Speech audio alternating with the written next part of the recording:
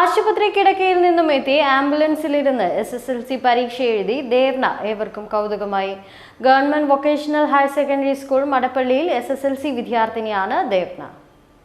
അസുഖത്തെയും പ്രതിസന്ധികളെയും മറികടന്നാണ് SSLC പരീക്ഷയെ നേരിട്ടത്.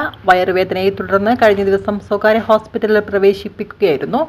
തുടർന്ന് പെട്ടെന്ന് തന്നെ സർജറി നടത്താൻ ഡോക്ടർ നിർദ്ദേശിക്കുകയും ചെയ്തു. വിവരം രക്ഷിതാക്കൾ സ്കൂൾ അധികൃതരെ അറിയിക്കുകയും സ്കൂൾ അധികൃതർ എത്തിയ ശേഷം രക്ഷിതാക്കളുമായി സംസാരിച്ചതിന്റെ അടിസ്ഥാനത്തിൽ വിദ്യാർത്ഥിക്ക് പരീക്ഷ എഴുതാനുള്ള സജ്ജീകരണം ചെയ്തു കൊടുക്കുകയായിരുന്നു. ആരോഗ്യനില പരിഗണിച്ച് ആംബുലൻസിനുള്ളിൽ തന്നെയാണ് ദേവ്ന പരീക്ഷ എഴുതിയത്. ചോമ്പാലയിലെ സജ് നിവാസിൽ താമസിക്കുന്ന ദേവ്നയുടെ മാതാപിതാക്കളായ സന്തോഷം രേഷ്മയ്ക്കുമൊപ്പമാണ് ദേവ്ന പരീക്ഷ എഴുതാനെത്തിയത്. അത് എക്സാം നടന്നുകൊണ്ടിരിക്കുകയാണല്ലോ. അപ്പോൾ കഴിഞ്ഞ എക്സാം എഴുതി കുഴപ്പമൊന്നുമില്ല, വീട്ടിൽ വന്നതാണ്. പെട്ടെന്ന് ഇന്നലെ രാവിലെ ഒരു വയറുവേദന വന്ന് സഹിക്കാൻ പറ്റാണ്ടായപ്പോൾ അടുത്തുള്ള ഹെൽത്ത് സെൻ്ററിൽ കൊണ്ടുപോയി ഇഞ്ചക്ഷൻ അടിച്ച്. കുറേ ഉണ്ടായപ്പോൾ വടകര ബേബിയിലേക്ക് കൊണ്ടുപോയത്. അപ്പോൾ അവിടെ ഡോക്ടറുടെ നിർദ്ദേശപ്രകാരം പെട്ടെന്ന് തന്നെ ഒരു സർജറി വേണമെന്ന് പറഞ്ഞു. അപ്പോൾ ഇന്നലെ രാത്രി തന്നെ സർജറി ചെയ്യേണ്ടി വന്നു.